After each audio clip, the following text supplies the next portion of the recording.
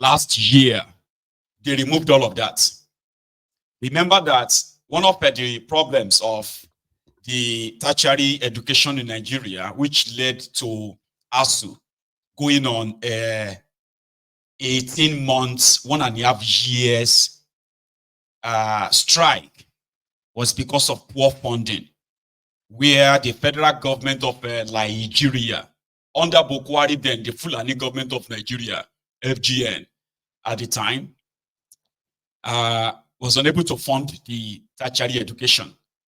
All of the agreed, subventions, allowances, and other stuff that were meant to be paid to these schools, they were not paid. In places where they were paid, they were inadequate. Meanwhile, some of these students were later subjected to different kind of extortion. But nevertheless, a lot of them could send themselves to school. Like if you gain access to, for example, if you gain access to unity schools, like secondary schools, cheaper. If you get in unity schools, means like a federal government secondary schools, okay? So if you gain access to federal universities or colleges of education, some people could actually work and still send themselves to school. This was under Buhari as it was. So when it came to under Tinubu, you know what they did? They removed that. They now told the schools to go and raise funds themselves because there's no money to give them. Remember, they are still fighting the fact that they are not being funded well. So Tinubu sent a circular to all of them. They should go and raise funds themselves. Government doesn't have any money to give them. Meanwhile, they have money to buy themselves this yacht, private jets, different SUV vehicles, and all of that stuff for themselves. But they have no money for education. So what did the schools, what did they do? They increased the tuition. There were schools that students were paying as little as 15,000 naira, 20,000 naira, only for these schools to jack up their tuition to 150,000, 250,000, depending on the cost you are undertaking there, right? 400,000 naira. Because according to them, education is not cheap. Right after that, there was nothing called student loan then. Oh. Right after that, some of them just gave up like, I'm not sure I'm going to go to school anymore. Some automatically withdrew from school. Others, I bet you don't forget, this was just last year because I know Stockholm Syndrome is a pandemic in Nigeria. So all these student loans you are now hearing today, they are using to cover up all this nonsense. The damages they did was that some of those people who usually be able to sponsor themselves to school, they gave up straight away. Some resorted into crime to see if they could probably pay up some of this tuition. Ladies resorted into, prostitution. Prostitution that you don't know how many men you have to sleep with before you'll be able to afford one semester tuition. You still have to pay lecturers who are going to make demands from you because they are not paid well. Government is not paying them well. Then they started shouting student loan. They used that until, until June 2024. In fact, until July 2024. Since last year, some people don't carry over 1 year already. Like some people took leave of absence from school. They're like, I need 1 year to stay away, to go and also, and see if I want to still go back to school or not. Why they promised that they were going to give them student loan as far back as July 2023. They shifted it month by month. They shifted it from June to July, from July to September, from September to October, from October to December, from December 2023, from December 2023 to January 2024, to February 2024, April 2024, June 2024, until they started talking about that they are now taking, they are collecting application in July, August. Now that's them now telling us that they've already disbursed. And guess what? Out of millions of them stuck, And some of them who have already, like the poorest of the poor, have already given up. That's the guy who is now using accent to tell us that out of 300,000 applications, they've disbursed 10 billion, 9 to 10 billion. They can't even give you an exact figure because it's a lie. It's a lie. Yeah, I have said this before. What they usually do is that they will pay maybe few hundreds of them, or just maybe few thousand, like maybe 1,000 or 2,000 people, as evidence that they have been paying some people. So if you now say they haven't paid you, they'll say because there's no much money. We have already paid 50,000 people. We have already paid 100,000 people. Lies with accent. Watch the rest. Okay, in terms of paying their fees, but we've also discovered that for some of these students who seem to be okay, their parents are really struggling to keep them in the institution. Look, sensitization for us is about going out, meeting institutions, meeting students. I've been to institutions in this country where the authorities in the institution have actually set up funds to support students who are about to drop out or who could drop out and are getting private donations. We're intervening very directly. The level of indigence is really high in public institutions. People start and can't finish, they lose parents along the way, things happen to them. So, when we start talking about, seeking out indigent students, a student may not be completely indigent in their first session, but something happens to them, and in the second session, they are. So, the president is wanting us to catch as many as possible in tertiary, federal and state government-owned institutions, so that we can actually catch those who may need it before they need it. Mr. Sawyer, yes. You're basically, are you doing off the online application? Are you doing manual applications?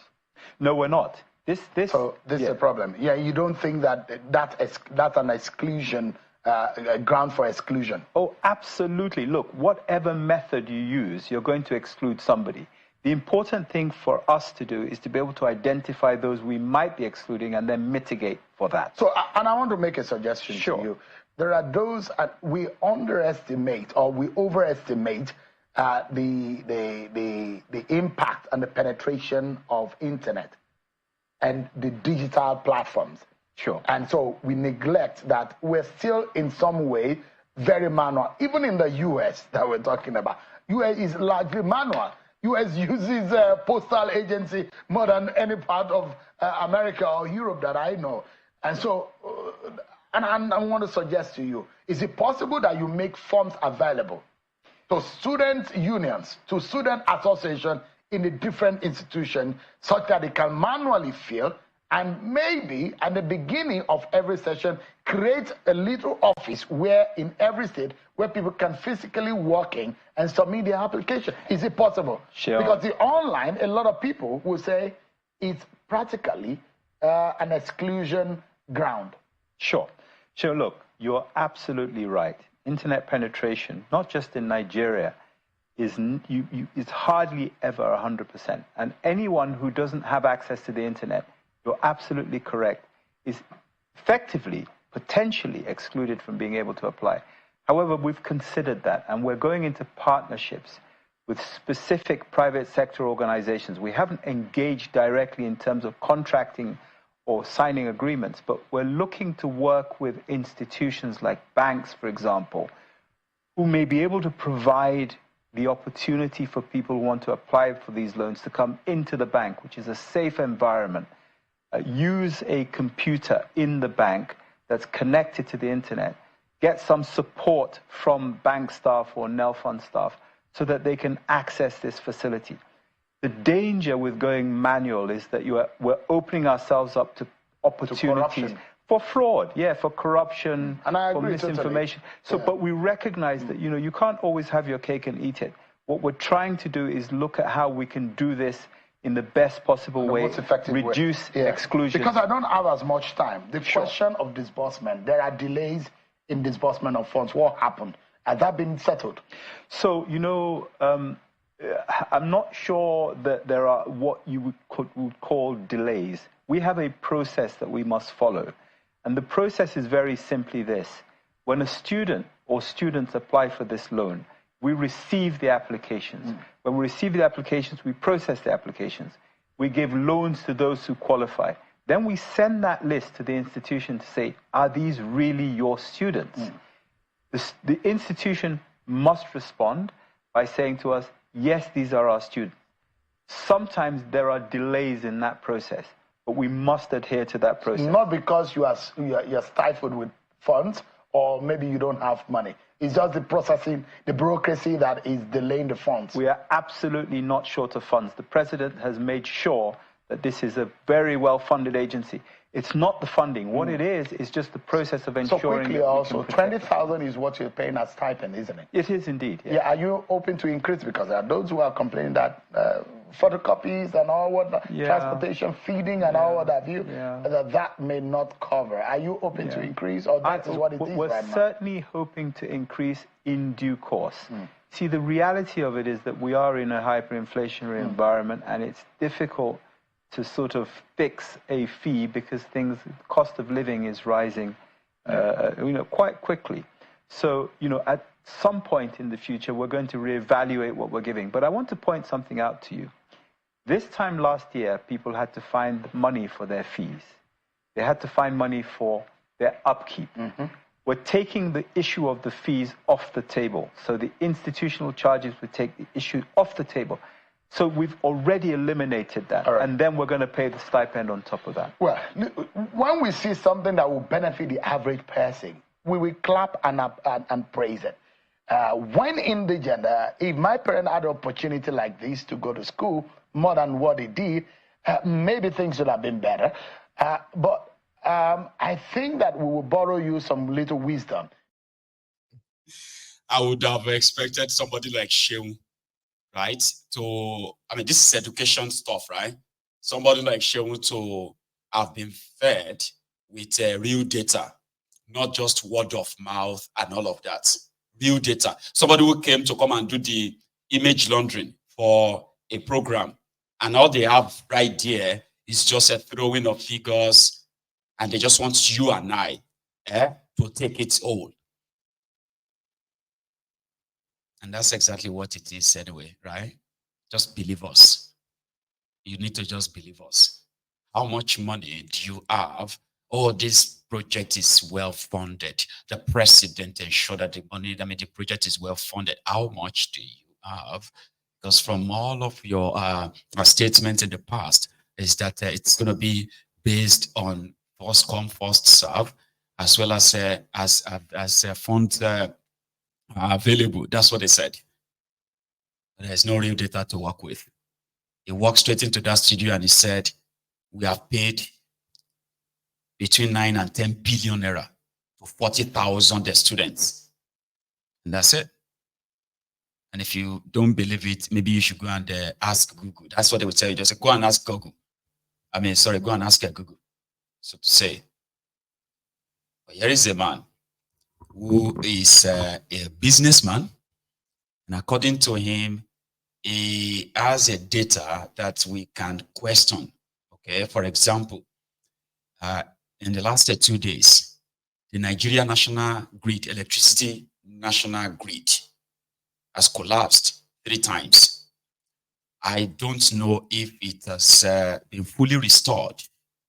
But this man said he alone and his own company, they are responsible for 15% of the Nigerian electricity that is being generated and distributed. Now, there are so many things that I would probably love to tell you about, the problems that surrounds the electricity generation and distribution in Nigeria. Is Mr. Adeleke, Davido's dad. He was at a church program called the Sabbath Day, right? And he was giving his own testimony about his contribution towards electricity improvement in Nigeria, power generation and distribution. Okay, so according to him, his company, like I said, is responsible for 15%. I don't know what figure that means, because I would prefer somebody who can say, listen, before the APC came into Nigeria, Nigeria was generating over 8,000 megawatts of electricity, distributing over, in fact, figure for figure, Nigeria was generating 8,300 and something megawatts of electricity, giant of Africa, and it was distributing 4,500 of the same electricity. So poor that APC, Ebekebe, promised Nigerians that they would generate and distribute 10,000 megawatts of electricity. They will add 10,000 megawatts of electricity to the national grid every year. And in 4 years, they would have added 40,000 megawatts of electricity to Nigeria. In 8 years, that would have been 80,000 megawatts of electricity, which would have made Nigeria, like have what they call the 24 hours electricity. Here you get something that was part of the lies they sold to these Nigerians, the zombies that were shouting change, change, change at the time. However, in the space of 8 years, the Nigerian electricity generation dropped drastically, like more than 50%. Nigeria now generates between 3,500 to 4,000 megawatts of electricity. Half, more than below half. And guess what's also happened to the distribution? At a point, Nigeria will be distributing between 800 megawatts and 2,100 megawatts of electricity in the whole country. You can go and fact check me if you want to, but please don't fact check me with whatever lie the APC Ebekebe is posting out there. Today, Nigeria does not even generate up to 5,000 megawatts of electricity anymore. You know why? In 8 years, the terrorists in Nigeria, they've taken over Shiroro New, Kainji New, and they have been everywhere destroying the power, the power infrastructures in Nigeria. Terrorists. And then there's not a single investment in electricity generation or distribution in the last 9 years. The one they promised to do was to actually get everybody metered. And the man that spent 4 years as their minister of darkness is that, Isaleko Barack Obama, Fashola Ajangbadi Albert Einstein, who at the time under him, Nigeria electricity actually collapsed. Listen to this. Nigeria electricity national grid collapsed for the first time in 30 years. The first time the national grid of Nigeria collapsed was in 1984. Guess who was the president of Nigeria then? Bokuwari. Then it collapsed again. Towards the end of 2015. Right? By the time Bokuwari was done, Nigeria national grid collapsed for 218 times. They didn't have any single megawatt to Nigeria electricity in 8 years. You can go and fact check me if you want to, please. And like I said, do not use any of the lies of APC Egbekegbe to fact check because they are pure lies. Nigeria made no single progress in electricity generation or distribution in 8 years. But Davido's dad happened to be one of the private, I want to believe, private electricity companies. Those who generated theirs and sold it to maybe private businesses or private area, I don't know. So in his own testimony, Davido's dad said he is responsible. That's why I said I don't know what figure.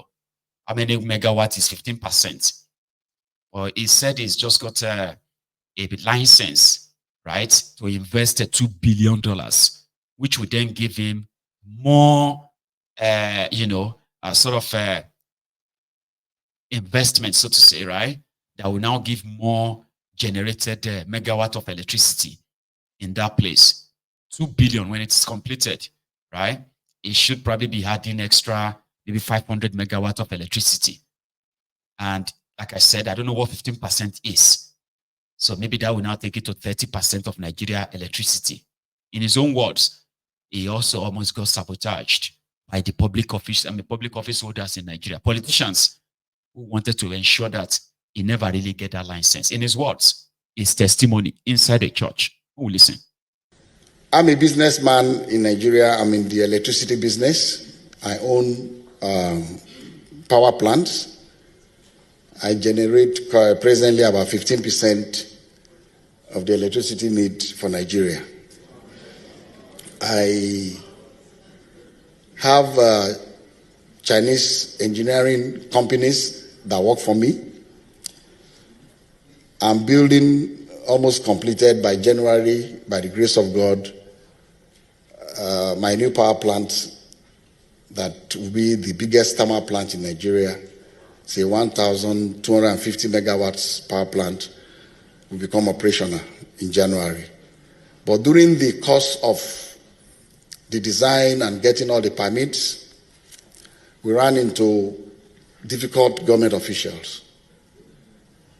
For environmental reasons, our permit was denied. The particular government official that I held a meeting with told me to my face that your project will never see the light of day. But while he was saying that, I was saying in my mind that this guy is talking as if he's God. And because we are not God, I couldn't say it out, but I was saying it in my mind that God, listen to him. Because he's not God, whatever he's saying is null and void. I'm not going to be worried about it. So I left, disappointed, of course, and I told my Chinese friend that, look, unfortunately, we have these difficulties, and it seems that it's going to be a while before we can get this going again. Meanwhile, it's a 1,250 megawatts power plant. Price tag is about $2 billion US. So it's not small money. So in the process, a lot of money has already gone into design and the preliminaries before we got to the stage where we must have the environmental permit before we can break ground. So my Chinese friend said, what are we going to do now? This is very serious, because the Afro-Exim Bank of China was involved.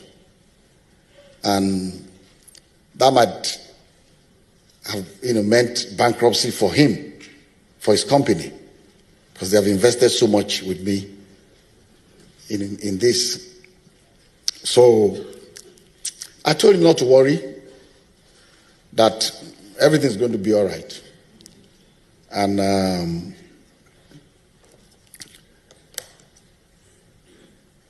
he said that he's worried. Do you know somebody that can take you to the president or to speak to someone? I said, don't worry about it. That everything was going to be okay. And he said, are you sure? I said, no, I'm not going to do this on the phone. I'm coming to see you. It seems that you found a solution, so I'm coming to see you. So while on his way, I got on my knees and I prayed about it. And I asked God to make all things well. And so when my friend came to me face to face, said that, yes, Mr. Chairman, he called me Mr. Chairman. Mr. Chairman, so what is the solution about this? It seems you are not worried. I said, I'm not worried because I've prayed about it. And God is going to make it right. My friend became very upset with me. He said, God cannot do this. This is not about God now. This is not about your church. Please, Mr. Chairman, put this aside. We are talking serious issues now. And I said, that is the only way I know to go about it. On the Sabbath, it was like on Thursday, Friday I prayed about it. On Sabbath, I prayed as it always sounds like a lamba. Number one, I heard that he's a billionaire, by the way, okay? I heard that he has a power plant in Nigeria. But like I said, we don't know what the 15% is. But he said something from that testimony that the one he is building, we don't know where in Nigeria. But the one he is building is going to be able to generate 1,250 megawatt. That's a lot. That simply means that if he had that to his 15%, Davido's father alone could be generating half of the electricity available in Nigeria. That's massive. I know some of you, the moment he started saying, I knelt down and I prayed to God and I said, see, like that.